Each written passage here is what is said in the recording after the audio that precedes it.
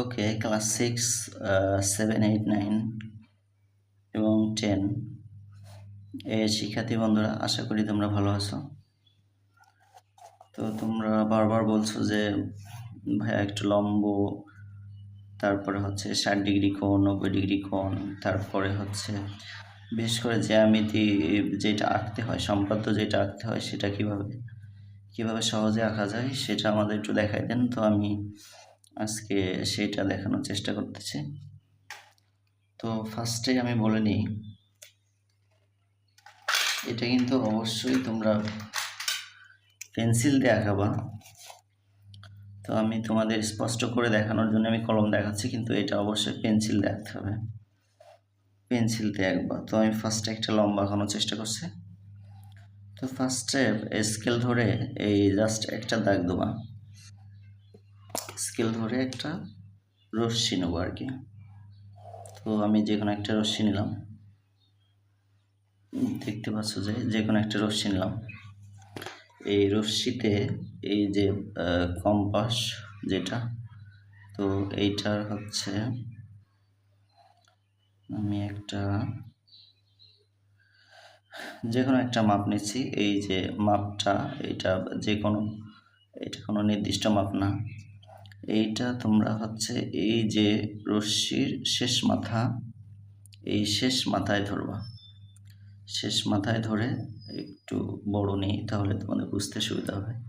শেষ মাথায় ধরে একটা বৃত্তচাপ এঁকে দেবো এভাবে।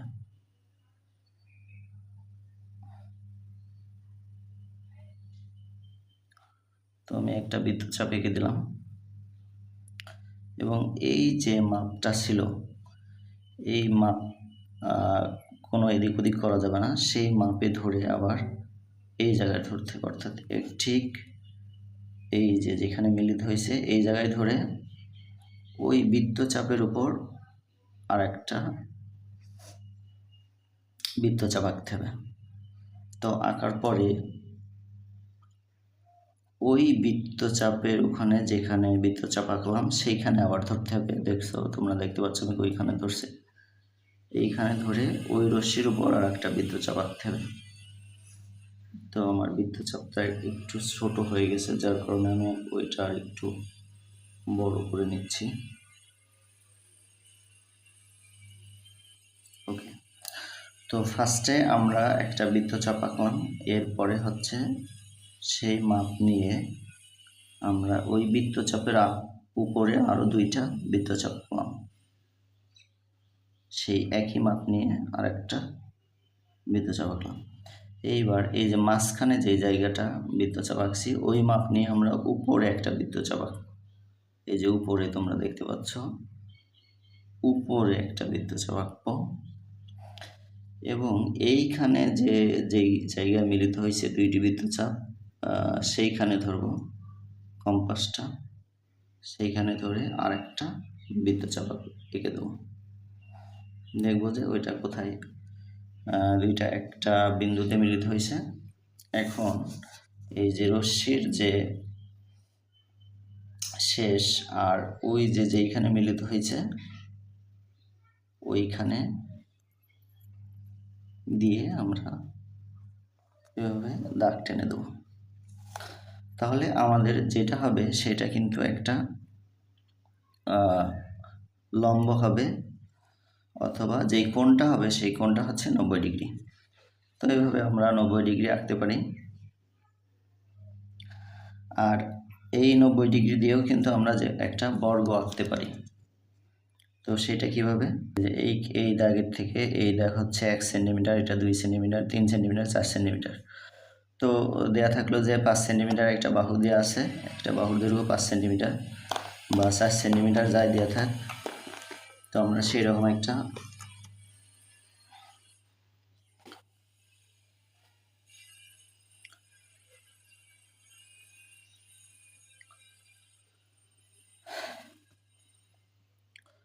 তো আমরা 4 সেন্টিমিটার একটা বাহু নেব। তো এইখানে দেখো আমরা জাস্ট 4 যেখানে আছে ওই পর্যন্ত আমাদের শেষ করতে হবে। এটা কিন্তু একেবারে নির্দিষ্ট মাপ হবে, এদিক ওদিক হলে হবে না। তো আমরা 4 সেন্টিমিটার একটা বাহু, তো এইটা যদি বলে যে হচ্ছে 4 সেন্টিমিটার একটা বাহু দৈর্ঘ্য দিয়ে আছে 4 সেন্টিমিটার একটা বর্গ আঁকো। তো আগে আমরা লম্ব আঁকা শিখছি, তো এখন বর্গ আঁকানোর ক্ষেত্রে জাস্ট প্রথমে লম্ব এঁকে নিতে হবে, তারপর এই যে 4 সেন্টিমিটার যেটা, এই 4 সেন্টিমিটারের মাপে কেটে নিতে হবে।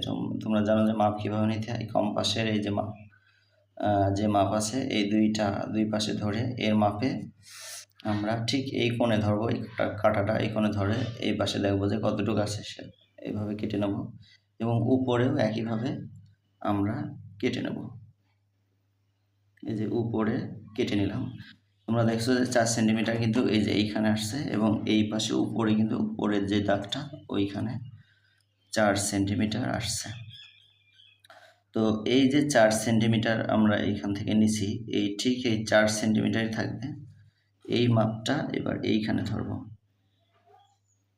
ধরে এইখানে একটা বৃত্তচাপ এঁকে দেব এবং ঠিক একই যে মাপ ধরে যে 4 সেন্টিমিটার সেটা ধরে এইখানে একটা বৃত্তচাপ এঁকে দেব।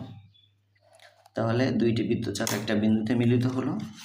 এখন ওই মিলিত বিন্দুগুলো আমরা যোগ করে দেব।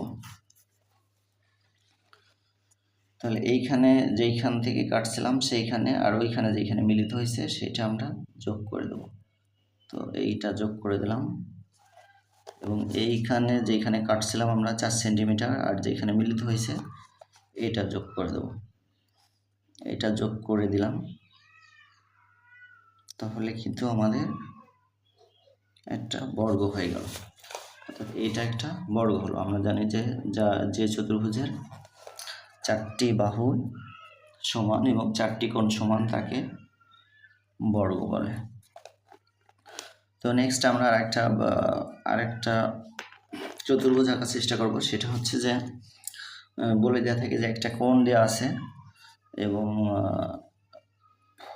4টা বাহু বা 3টা বাহু দেওয়া আছে, চতুর্ভুজটি আঁকো।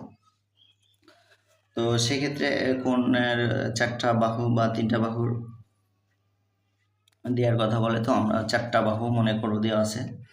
তো 4টা বাহু যদি 3, 4, 5 বা 3.5, 5.5 এরকম দেওয়া থাকে, তো আমরা বাহুগুলো প্রথমে নিয়ে নেব। তো এইরকম যে এইখান থেকে এইটা হচ্ছে 1, এটা 2, এটা 3, এইভাবে আমরা নিয়ে নেব। তো মনে করি প্রথম বাহু আছে 3, এভাবে পরের বাহু আছে 4 এবং পরের বাহু আছে এটা ধরি 4.5 এবং পরে যে বাহু আছে এটা ধরি আবারও এটা 3 ধরি।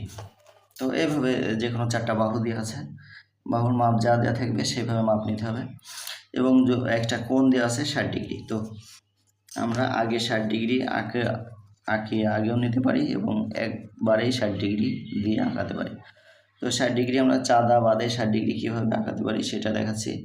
তো যেখানে একটা রশ্মি নেব, যে কোনো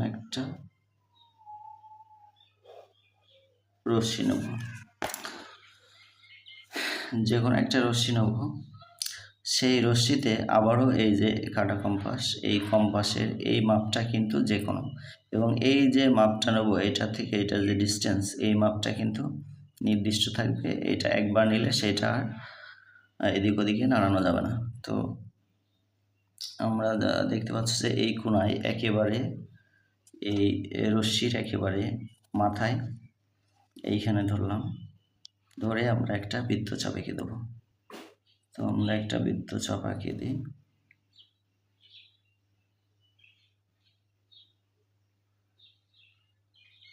ওকে, এখন তোমরা দেখতে পাচ্ছ যে এই মাপটা আমরা নিয়েছিলাম এবং এই মাপটা একই থাকবে। এই যে কম্পাসের যে মাপ আছে, তারপরে আমরা ঠিক এই জায়গায় ধরব।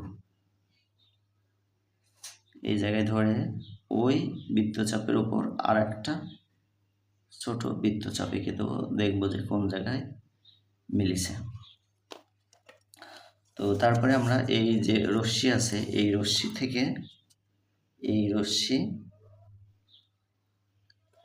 রশ্মির শেষ বিন্দু এবং এই যেই জায়গায় এখানে মিলিছে সেইখানে আমরা যোগ করে দেব।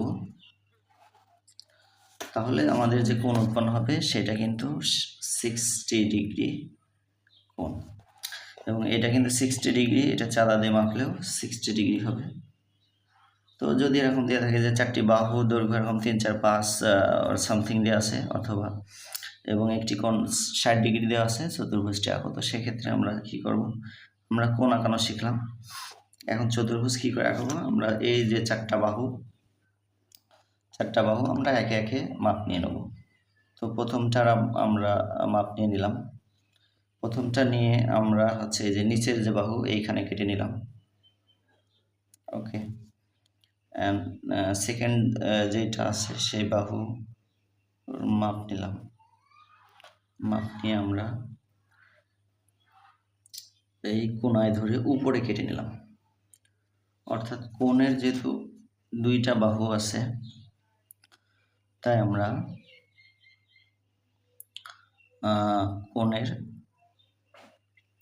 2টা বাহু সমান, এর 2টা বাহু সমান, এই 2টা বাহু কেটে নিলাম। তাহলে আর 2টা বাহু কি করব, তো আর 2টা বাহু আমি দেখাচ্ছি। আর একটা বাহু যেটা তৃতীয় বাহু সেটার মাপ নিলাম।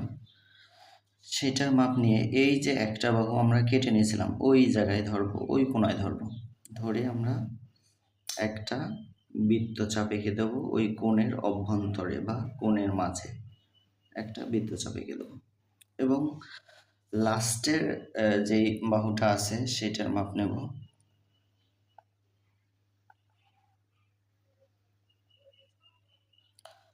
সেটার মাপ নিয়ে এই যে যেখানে কাটছিলাম আমি একটু এই পাশে করে নিই সুবিধার জন্য। যেখানে কাটছিলাম সেইখানে ধরবো, ধরে এইখানে একটা বৃত্তচাপ এঁকে দেখবো, দেখা যাচ্ছে যে এক জায়গায় এটা মিলে গেছে। তো তারপরে আমরা এই যে যেখানে কাটছি আর যেখানে মিলে গেছে এটা যোগ করে দেবো।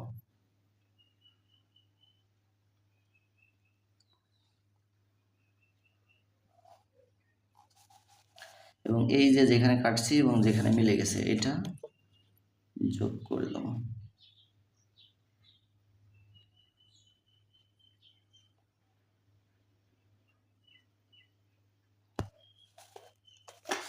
তো এই হচ্ছে মোটামুটি আমাদের হচ্ছে এইখানে ABCD একটা নাম দিয়ে দিলাম,